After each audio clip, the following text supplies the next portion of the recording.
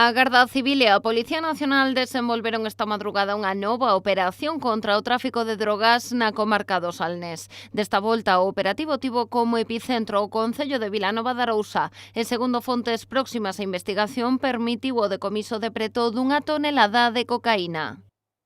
Se ha procedido a varios registros y se han detenido a 7 personas.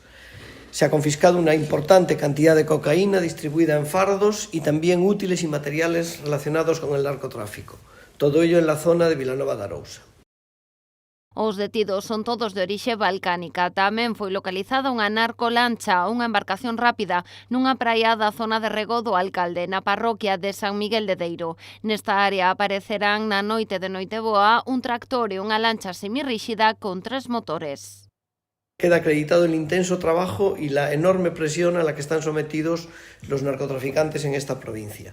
Gracias al trabajo conjunto y perfectamente coordinado, y quiero insistir aquí en la importancia de la coordinación que realizan la Guardia Civil, la Policía Nacional y las autoridades judiciales correspondientes.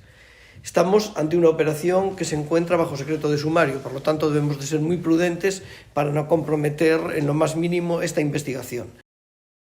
A investigación está a ser dirixida polo xulgado de instrución número 3 de Vilagarcía de Arousa.